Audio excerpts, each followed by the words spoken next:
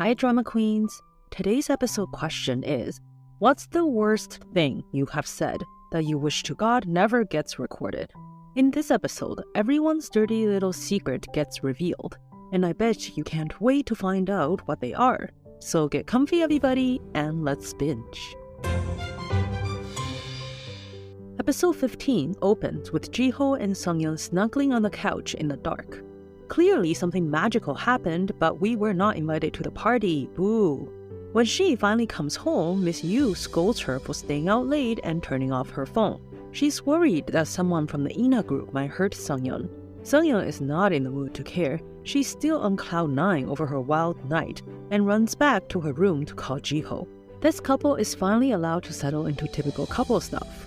Ji-ho even goes to the arcade with Sung-Yeon for the first time. When he was a student, he was poor and didn't have the time or money to spend on such things. Now he's fully enjoying himself with Sung-Yeon and unleashes his ultra-competitive self to beat her at every game. Little do they know, losing at arcade games is the least of their worries. Even the Ina group is not their biggest problem, because someone else is after Sung-Yeon.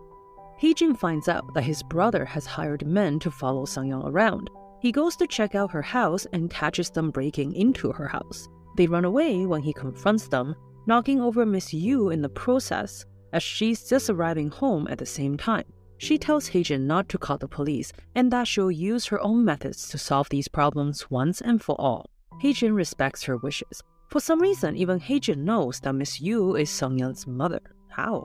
On his way out, Hae-Jin spots Sung-Yeon and Ji-ho sitting in the car talking and laughing. He feels bittersweet seeing this, and we of course feel super sorry for him. In Ji-ho's ongoing investigation of the ties between Miss Yu and the Ina group, he finds out from her old accomplice that Miss Yu has gathered all the evidence against the Ina group, and she still plans to destroy them with it as a way to protect Sung-Yeon. This guy senses danger in what Miss Yu is getting involved in and tells Ji-ho about her plan. Since this could get Miss Yu imprisoned, Ji-ho wants to prevent it for Sung-Yeon's sake. He calls for a meeting with Miss Yu and Ji-yeon. He asks Ji-yeon to defend Miss Yu and get her out of this mess, even if it means fabricating evidence to help Miss Yu. Both Ji-yeon and Miss Yu are against it.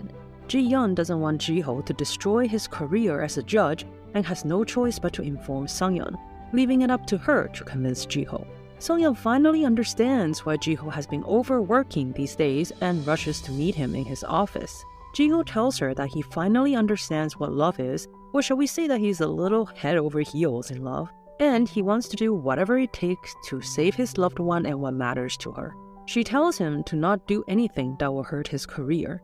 At her insistence, Ji-ho has no choice but to temporarily stop the plan that he's put in place. The next day, Miss Yu leaves a banknote on the table and tries to leave without saying goodbye. Good thing Sung-Yeon is prepared and stops her in her tracks. She notices from the bank book that Miss Yu has kept all the money that she sent her over the years, and she has a strong feeling that Miss Yu is planning to leave it all behind and take on all the burden alone. She finally can't control herself anymore and lets out her secret. Truth is, many years ago, Sung-Yeon stumbled upon Miss Yu having a secret meeting with the Ina group's chairman in a park. She learned from that conversation about her own real identity and the fact that Miss Yu is her biological mother. She even instinctively recorded the conversation on her old-ass phone. She tells Miss Yu that all these years the two of them may bicker and fight, but she's already forgiven her in her heart. She asks Miss Yu to stay by her side until it is not uncomfortable for her to call her mom. At this, both of them lose it and start bawling their heads off. Hopefully this means Miss Yu won't be trying to disappear again. Finally, Sung-Yeon's talked everyone down the ledge, and now it's her turn to go on the offensive. She asks Hae-Jin for a favor.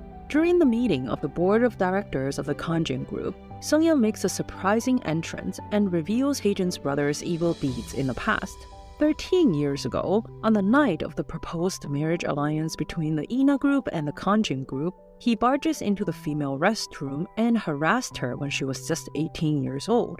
More importantly, he told her that he's going to disown his entire family once he takes over the Kang group, and that's why it's in her best interest to please him. Sung-Yeon had recorded all of it and played it in front of everyone in the boardroom to show how treacherous this guy truly is. She clearly has a knack for illegal recordings before it was cool. Hae-Jin's father is furious after hearing the recording and gets security to not so gently escort his oldest son out the door. After this whole fiasco, Sang-Eun starts avoiding Ji-ho. She's getting involved in the battles between the shady conglomerates again and has a target on her back now. She's worried about disrupting Ji-ho's peaceful life. Ji-ho waits for her to have dinner together at home, but she never shows up. This is a sad scene because in the dimmed lights, it looks like Ji-ho's life is going back to the colorless, lonely existence that it was after his wife left and before Sang-Eun showed up.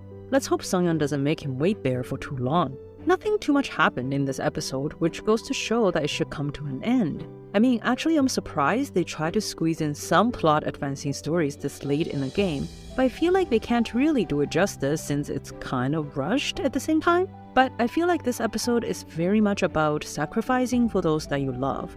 I get Miss Yu wanting to put herself in harm's way to protect her daughter, but it surprised me that an upstanding judge like Ji-ho would be willing to compromise his ethics to save his lover. Wouldn't it have been cooler if they showed him finding a clever solution, like Sang-Eun did, that didn't involve compromising himself? I guess it shows the length that he would go to. Well, is Sang-Eun choosing to sacrifice her love in order to keep Ji-ho safe? Let's find out what ultimately happens in the final episode of Love in Contract. Please subscribe and turn on notifications, and I will see you soon. Thank you for watching.